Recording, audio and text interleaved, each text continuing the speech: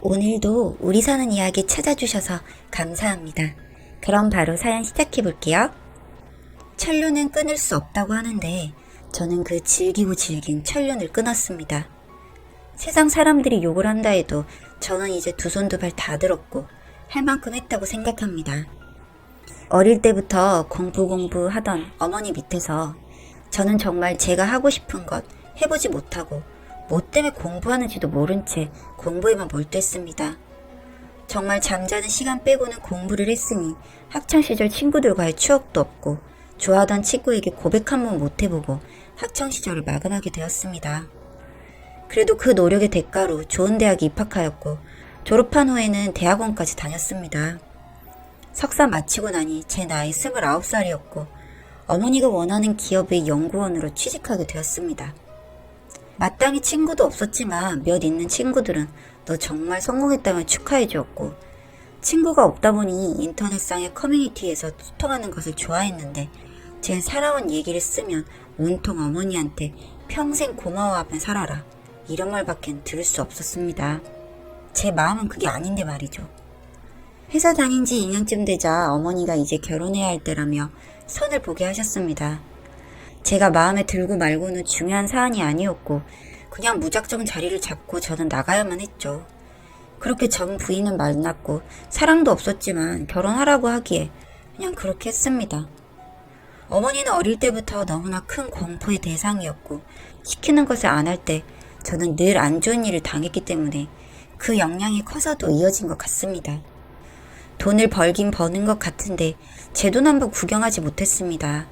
다 본인이 관리했고 결혼하고 나서도 마찬가지였죠. 저와 아내를 집에 들어와 살게 했으며 아내는 집에서 살림을 하기에 그냥 어머니에게 용돈을 받아 살림을 했습니다. 정말 비정상적인 구조였죠. 그 사람도 참 바보 같은 게 요즘 여자 같으면 난리를 칠 법한데 그런 적 한 번 없었습니다. 성품이 착한 사람이라 대드는 적 한 번 없었죠. 그런 사람인 걸 알았기에 어머니가 골랐을 수도 있겠네요. 아버지는 일찍 돌아가셨는데 남겨둔 재산이 좀 있었기에 저 하나 교육시키는 것에는 무리가 없었으나 저에게 뭐든지 좋은 걸 해주시려 했기 때문에 그 재산도 남아나질 않았죠. 제가 취직하고 나서는 실질적인 가장은 제가 되었고 어머니는 잘 커준 꼭두각시 인형을 보며 흐뭇해 하셨습니다. 정말 보살 같던 전 아내도 시간이 지나면 지쳐갔습니다. 자기 뜻대로 할 수 있는 건 아무것도 없고 뭐든지 어머니 마음대로였으니까요. 또한 집안 살림부터 저희 잠자리까지 참견하려 드시니 아내가 기겁을 할 만했습니다. 그럴 때 제가 힘이 되어줬어야 했는데 저 또한 사랑이란 감정도 모르고 한 결혼이라 보듬어주지 못했죠. 그렇게 결혼한 지 2년 만에 아내는 떠나갔습니다. 도저히 안 되겠다며 이혼을 요구했고 어머니는 절대 안 된다고 완강히 버티셨지만 소송까지 불사하려는 모습에 제가 그냥 사인하고 조정기간 거쳐 이혼하게 되었죠. 너무나 미안했습니다. 저 같은 놈 만나 가장 아름다운 시절 행복해보지도 못하고 고생만 했으니까요. 그렇게 이혼한 지 2달 만에 또 선을 보라고 독촉하시더군요. 그때 성인이 되고 처음으로 거부 의사를 표현했습니다. 지금은 좀 혼자이고 싶다고요. 막무가내이셔서 또 선을 보긴 했지만요. 여튼 말이 통하지 않는 사람이었습니다. 그냥 저를 본인이 조종하는 인형 종로로 생각하시는 분이었죠.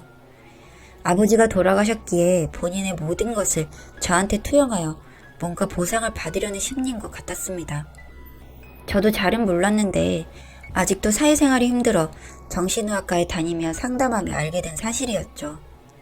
그렇게 이혼하고 또 저는 늘 하던 것처럼 로봇처럼 생활했습니다. 일하고 집에 와서 자고 또 그러고요. 딱히 삶에 의욕이란 게 없었습니다. 평생 그렇게만 살아오던 사람이 갑자기 뭐 어떻게 달라지겠습니까?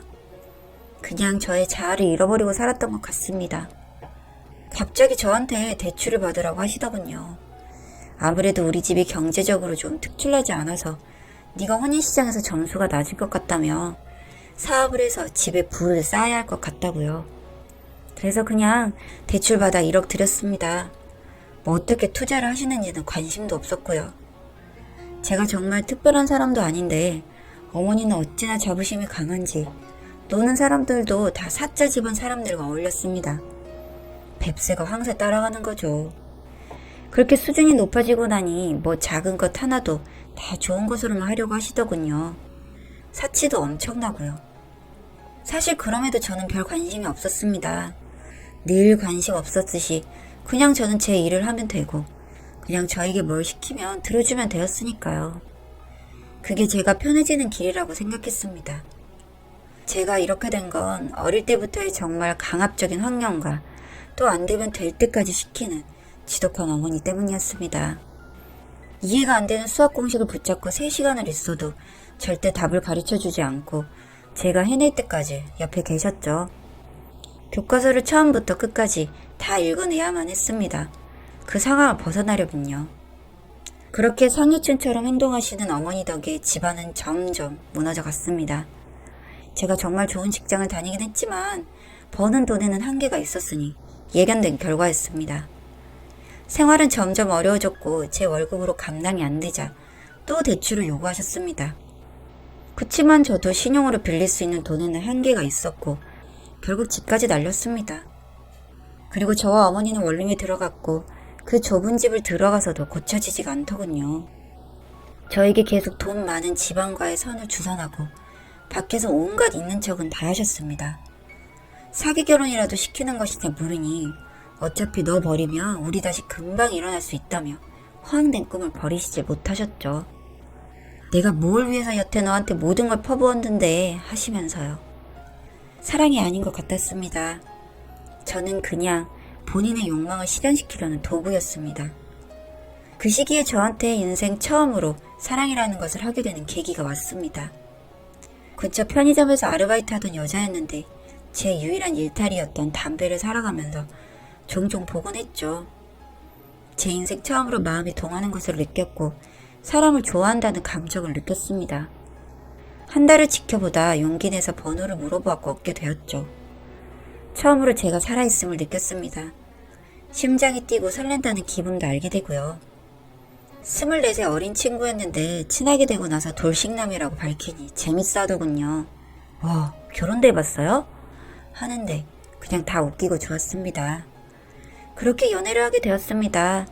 자꾸 선을 보라고 하시는 어머니께 확실하게 거절 의사를 표현했죠. 아무리 그래도 사귀고 있는 사람한테 예의가 아니라고 생각했으니까요. 어머니는 꼭두각시였던 아들이 달라지니 화도 나고 의아해하셨고 그 원인이 여자친구라는 걸 알고 나선 찾아가서 난리를 치셨습니다. 어디 어린 게 영악하게 남자 하나를 물어보려고 애쓴다면서 편의점을 뒤집어 놓으셨더군요. 재미있는 경험이었다고 말하는 여자친구를 보며 너무너무 화가 났습니다. 도대체 언제까지 이렇게 내 인생도 없이 살아야 하는 건지, 어디까지 맞춰줘야 하는 건지, 끝이 있긴 한 건지, 갑자기 속이 너무 답답해서 가슴을 부여잡고 한참을 울었습니다. 그리고 결심했습니다. 이제는 이렇게 살지 않기로요. 집에 가자마자 짐을 쌌습니다. 이제는 그냥 각자 살자고 하니 이놈이 미쳤냐며 제 뺨을 사정없이 때리시는데 마음껏 때리고 그냥 놓아달라 했습니다. 절대 안 된다며 펄펄 뛰는 어머니에게 이제 어머니 아들도 살지 않겠습니다 하고 나왔습니다. 따라 나와서 붙잡는 어머니의 손을 정말 세게 뿌리치고 말했습니다. 처음으로 해보는 행동이었습니다.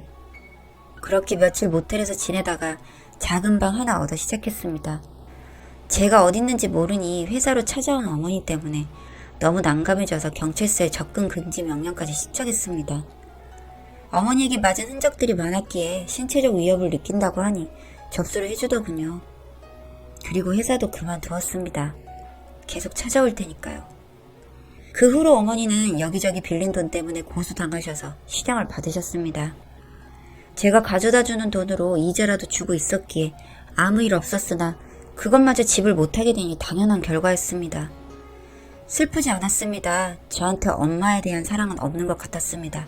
이제 좀 살 것 같습니다. 새롭게 인생을 사는 것 같은 기분도 느낍니다.